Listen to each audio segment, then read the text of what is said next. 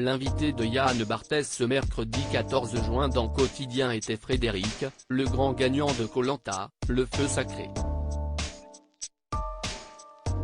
Le candidat de 33 ans lui a révélé ce qui le mettait hors de lui lors de chaque épreuve. Il était le grand stratège de la saison et l'a emporté, chose rare dans Koh-Lanta.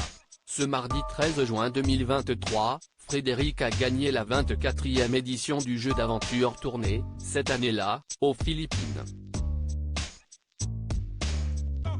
En finale face à Tania et Nicolas, le directeur commercial de 33 ans est parvenu à rester droit sur les poteaux, malgré la douloureuse blessure qu'il s'était infligée quelques heures plus tôt en voulant protéger le feu sacré.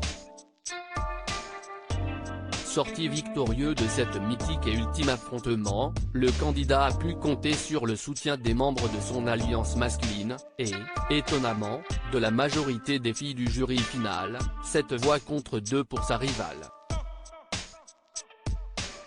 Une prouesse qu'il doit, selon lui, à sa détermination sur le campement et lors des épreuves.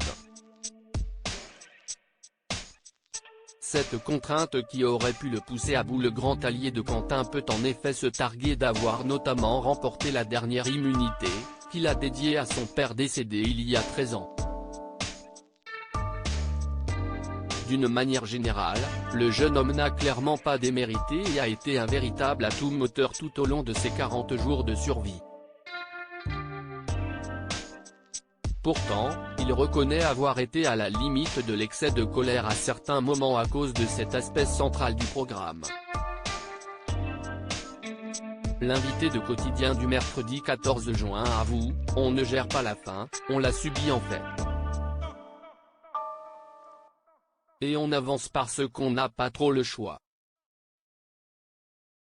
Mais si est vrai que si est hyper impactant au niveau du physique, on arrive sur les épreuves et on est rincé », critique le gagnant, prenant un exemple bien précis relatif à la scénarisation de l'émission. Ce choix de la production que Frédéric n'aimait pas sur le tournage, ce qui le dérangeait vraiment ? Quand on nous demandait de courir juste pour le plan caméra, moi ça me mettait hors de moi, confie le résident des Hauts-de-Seine sans gêne. Conséquence, j'arrivais sur l'épreuve, j'étais mort. C'était compliqué parce que ça impactait l'humeur, se ressasse celui qui n'a cependant jamais fait de vrai pas de côté au cours de son séjour mouvementé au large de l'océan Indien, car il faut rester gentil avec les aventuriers, tempère le trentenaire.